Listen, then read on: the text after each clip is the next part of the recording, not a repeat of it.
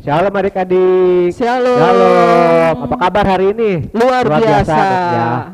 Walaupun di luar hujan, tapi semangat kita tidak boleh pudar ya, tidak boleh padam ya. Ya Cici Wantia. Iya, tetap Cici Wanti, semangat kok. kabarnya gimana? Puji Tuhan kok, Puji Tuhan, sehat. sehat ya, amin. Nah adik-adik nih, kita mau sekolah minggu online lagi ya. Kita akan nyanyikan lagu Bapakku Datang Padamu.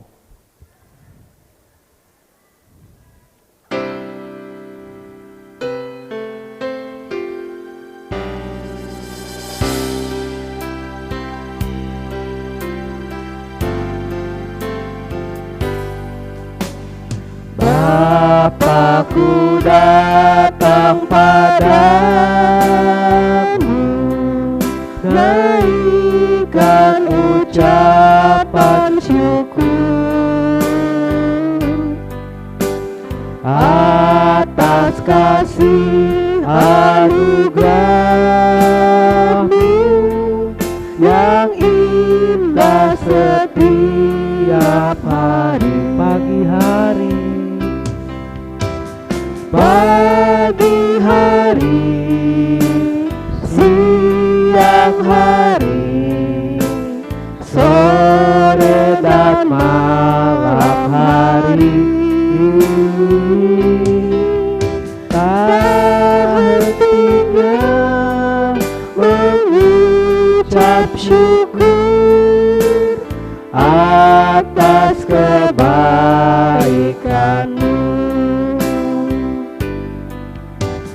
Bapakku datang padamu, naikkan ucapan syukur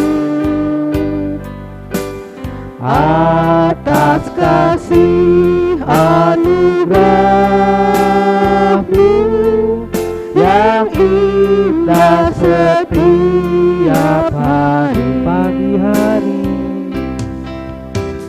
Pagi hari, siang hari, sore dan malam hari, tak hentinya mengucap syukur atas kebaikan-Mu. Pagi hari, siang hari, sore dan malam hari, tak hentinya mengucap syukur atas kebaikan-Mu. Atas kebaikan-Mu, atas kebaikan-Mu, atas kebaikan-Mu.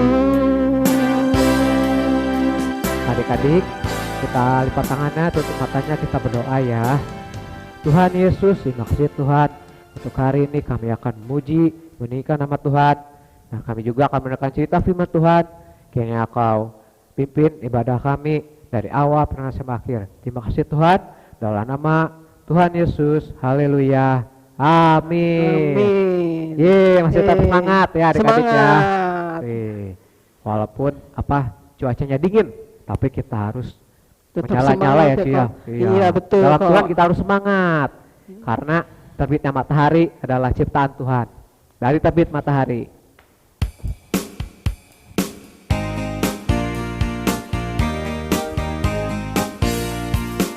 Dari terbit matahari sampai pada masuknya, biarlah nama Tuhan dipuji.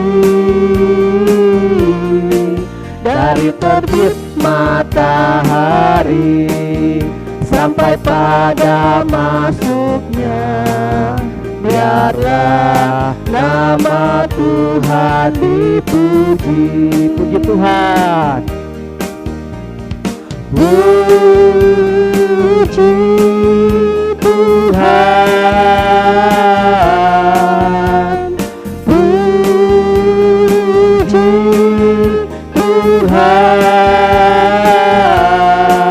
dari terbit matahari sampai pada masuknya, biarlah nama Tuhan dipuji. Hati yang gembira adalah obat, seperti obat hati yang senang. Tapi semangat yang patah berikan Tuhan. Hati yang gembira Tuhan senang. Hati yang gembira adalah obat, seperti obat hati yang senang. Tapi semangat yang patah berikan Tuhan. Hati yang gembira Tuhan senang. Hati yang gembira Tuhan senang. Hati yang gembira Tuhan senang. Hati yang gembira adalah obat ya Ci. Amin kok. Luar biasa. Luar biasa. Iya. Kita sudah memuji menikah nama Tuhan. Sekarang kita akan menekan cerita firman Tuhan. Kita akan menekan lagu Ku Ingin Dengar Cerita.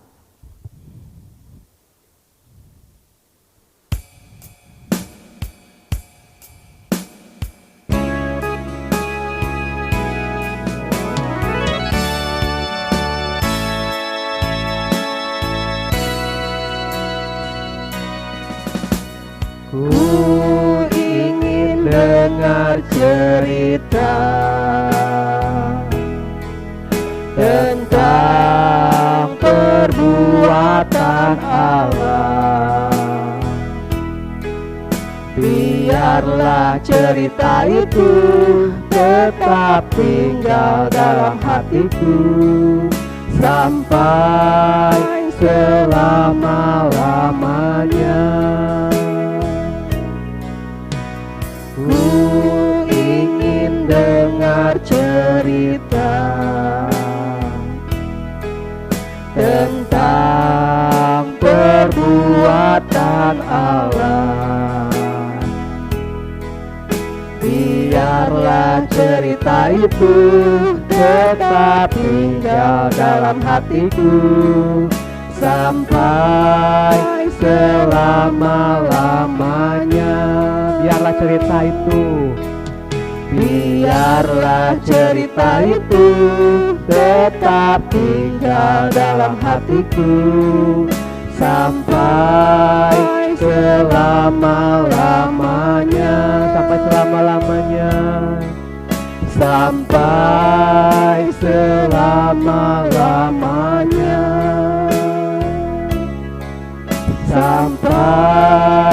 selama-lamanya.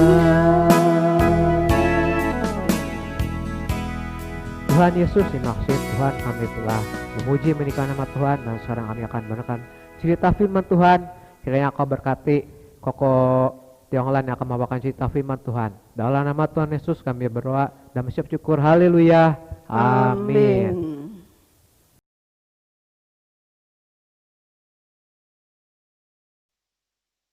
Shalom adik-adik, ketemu lagi sama Koko ya. Tadi adik-adik sudah memuliakan nama Tuhan, memuji nama Tuhan bersama dengan Cici Wanti dan Koko Daud. Ada sukacita adik-adik? Ada sukacita? Ada pasti ya. Kita memuliakan Tuhan, pasti di hati kita penuh dengan sukacita. Saatnya kini kita hendak mendengarkan firman Allah. Adik-adik tahu nggak?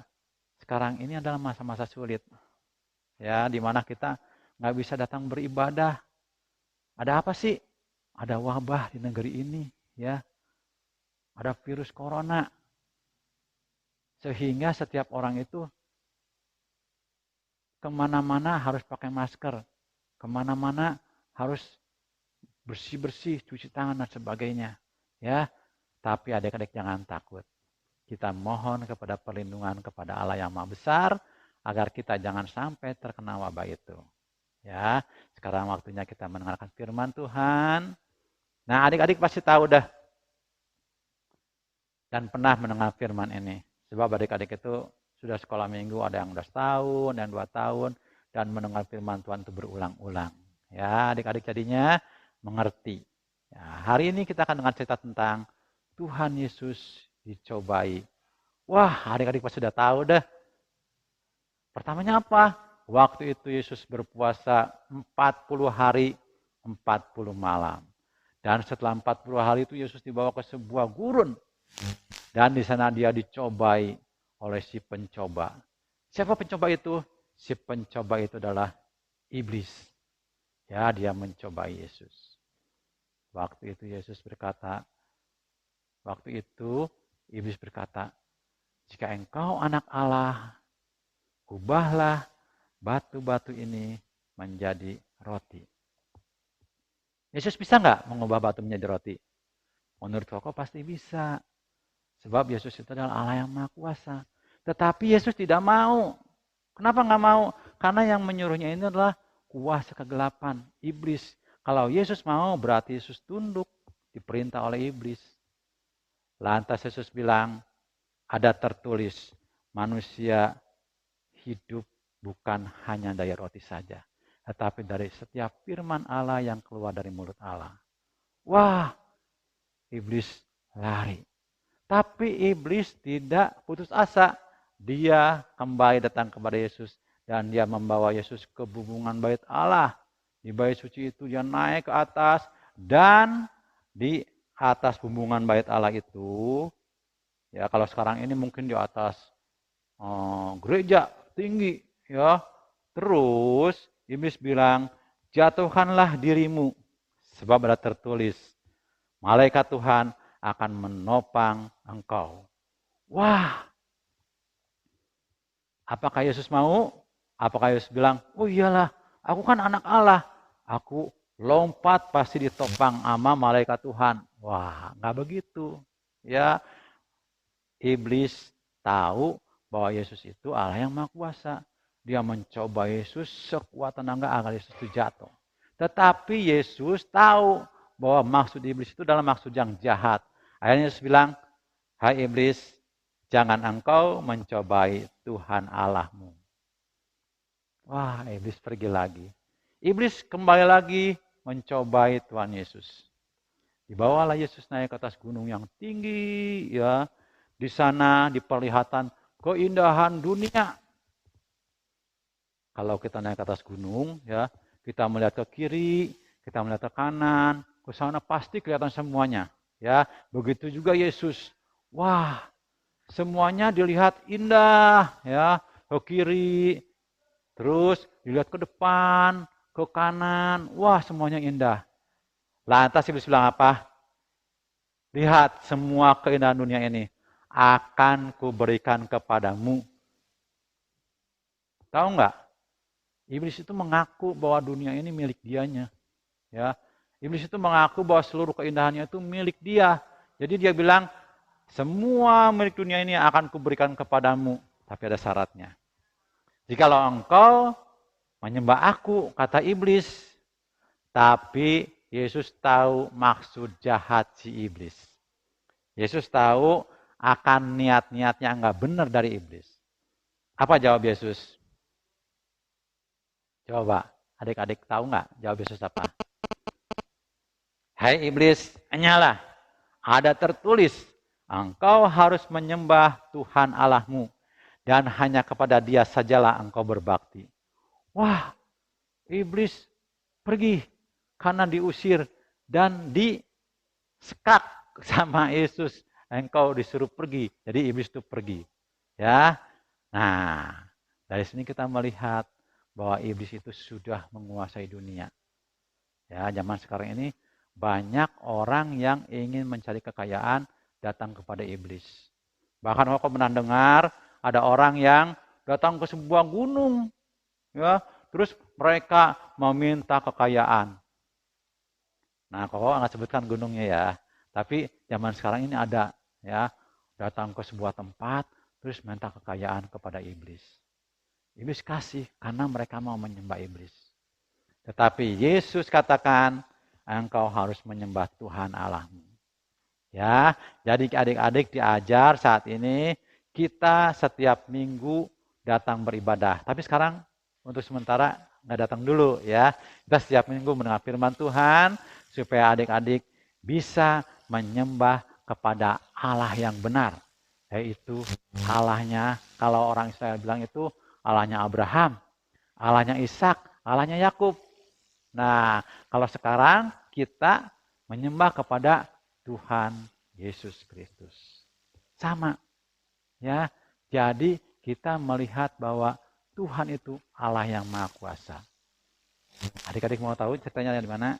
Kita buka ya. Ada di dalam Matius 4. Ya. Ayat 1 sampai dengan 11 ceritanya.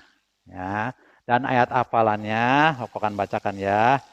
Maka berkatalah Yesus kepadanya, enyahlah iblis, sebab ada tertulis, engkau harus menyembah Tuhan Allahmu, dan hanya kepada Dia sajalah engkau berbakti. Itu ada dalam Matius 4 ayat 10. Yang utamanya, yang ayat yang akan menjadi ayat hafalan, aku bacakan. Engkau harus menyembah Tuhan Allahmu, dan hanya kepada Dia sajalah engkau berbakti. Adik-adik mau menyembah kepada Tuhan, kita anak-anak Tuhan harus menyembah kepada Tuhan Allah yang benar. Mau adik-adik?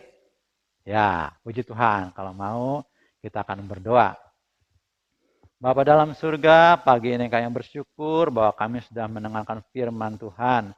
Kiranya firman Tuhan itu boleh tertanam dalam hati anak-anak-Mu seperti tertanam dalam tanah yang subur. Terima kasih Bapa, kami mau menyembah Tuhan Allah yang benar. Di dalam nama Tuhan Yesus kami berdoa serta mengucap syukur. Haleluya. Amin.